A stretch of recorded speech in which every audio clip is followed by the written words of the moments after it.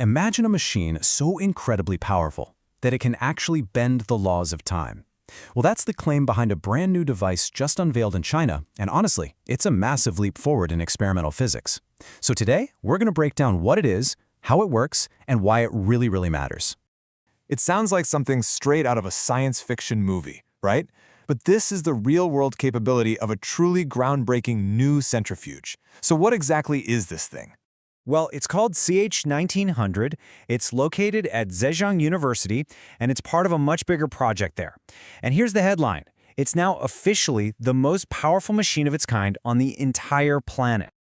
To really get a grip on what CH1900 can do, we need to talk about the scale of the forces we're dealing with. And let me tell you, the numbers are just staggering.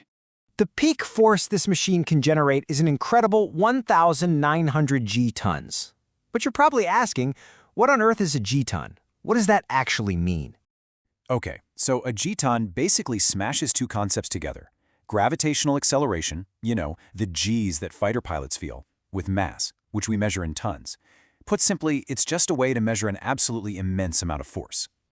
To put that number into perspective, think about your washing machine during its spin cycle. That generates about 2 g-tons. Now, the previous world record holder, a centrifuge run by the U.S. Army Corps of Engineers, topped out at 1,200 g-tons. Chief 1900 just blows right past that, hitting 1,900. I mean, it is in a completely different league.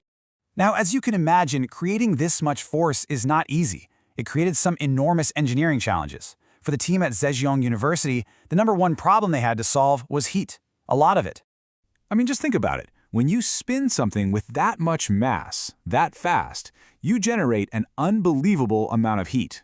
If you don't control it, that heat would literally destroy the machine from the inside out. So that was the core challenge, getting rid of the extreme heat that's created by friction and just the stress on the materials. So the question is, how in the world did they pull it off? They came up with this really elegant three-part system. First, they run the machine inside a vacuum. That gets rid of a ton of air friction.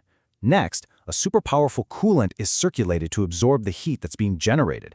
And finally, a forced air ventilation system comes in and just removes whatever heat is left. It's a really clever solution to an extreme problem. Okay, so now we know what it is and how it works. But that brings us to the biggest question of all. Why? Why build a machine that can generate this much gravity? Well, the answer lies in its amazing ability to speed up physical processes, which, in effect, lets it compress time. And this is where we get back to that sci-fi sounding claim from the beginning. By creating this hypergravity environment, scientists can literally compress time. They can watch geological changes or structural shifts, things that would normally take thousands of years, unfold in just a couple of hours. The practical applications for this are just immense. Scientists can test a scale model of a dam to see how it's going to hold up over centuries. They can recreate the incredible forces of an earthquake on a building. They can study the vibrations in high-speed rail tracks, or even watch how pollutants might seep through the soil over thousands of years.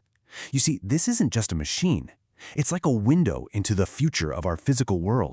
So, what does this all mean for the future? Well, the team behind CHIF 1900, they're not just trying to solve today's engineering problems. They are aiming to rewrite our very understanding of physics. This quote from the project's chief scientist, Professor Chen Yunmin, really gets to the heart of it all. By pushing the absolute boundaries of experimental physics, they're creating an environment where completely new discoveries can be made. They're basically hunting for the unknown unknowns. And that leaves us with this really tantalizing question. Pushing materials and systems to these kinds of extremes could reveal new phenomena, new theories, maybe even entirely new laws of physics. CH1900 isn't just a record-breaking machine. It's a new tool for trying to decipher the fundamental rules of our reality.